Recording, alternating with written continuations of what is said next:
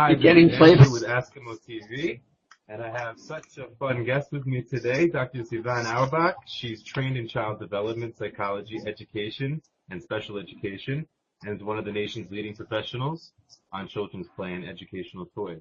She's known as Dr. Toy and is the author of Smart Play, Smart Toys, How to Raise a Child with a High PQ Play Quotient. Dr. Toy, welcome to the show.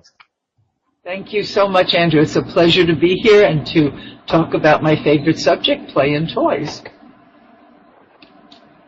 So let's get into it. We're going to talk about play quotient. Can you tell me what the meaning of play quotient is? Well, when I wrote my book, Smart Play, Smart Toys, I was looking at the whole notion of what is play and what are all the different types of toys that children play with, and what is the effect of play and toys. And I came away with this idea that we should be able to measure play quotient like we do emotional quotient, EQ, or IQ, the intelligence quotient. The ability to play and be playful is measured by PQ. And so I developed that term, and I'm working on developing an assessment tool that will help parents be able to measure the range of abilities that their child has to be playful. But it's, at the moment, the best way I can describe it is the more you play, the more playful you are. And so every day we should take time out to, just like we eat and drink water and handle our work, we should also take time out to have some fun and to play. And there's all types of play that is active, creative, and educational. And whenever you're riding a bicycle, for example, you can sing. You can observe what's going on around you. You can think about funny things as you're riding the bicycle and laugh. I mean, there's all kinds of ways to integrate playfulness in your life. Being a playful person is like having a good sense of humor. The more you laugh, the more laughter comes up.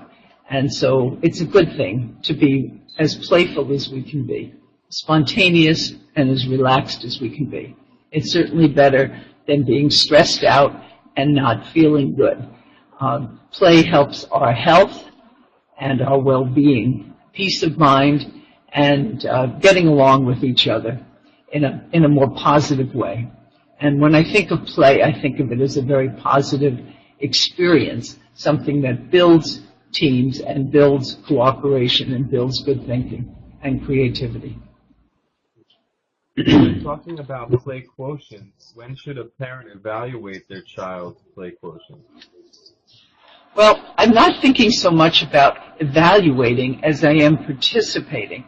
It's more important that parents play with their child, get down on the floor and play a construction toy, build something, put something together, create something together that you've never done before, read a book and use puppets at the same time, figure things out like a board game together.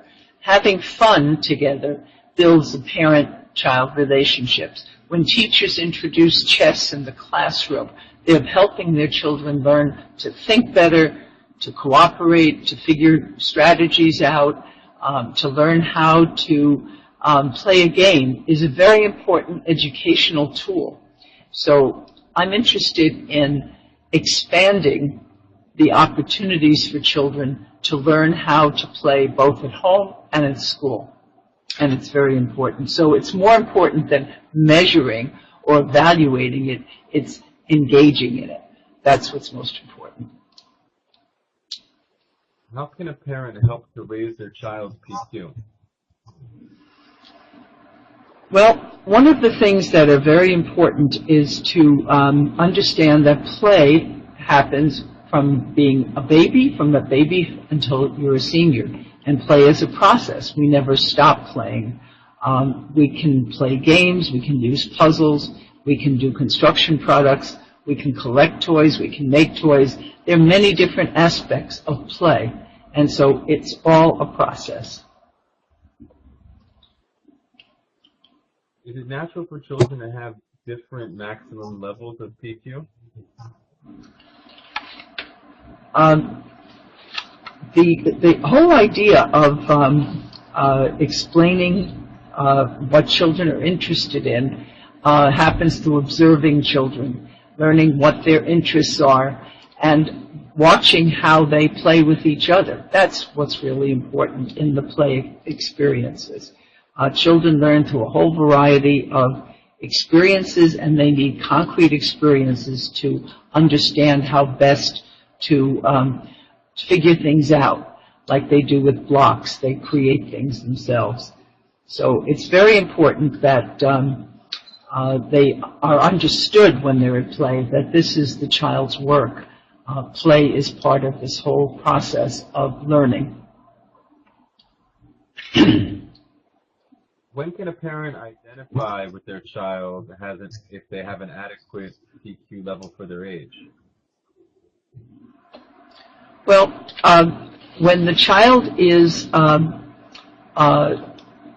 playing and they're doing it in a positive way and they're not hurting any other children, they're able to move to the next level easily, they're able to take turns, they're playing appropriately. And so that's what the whole objective is.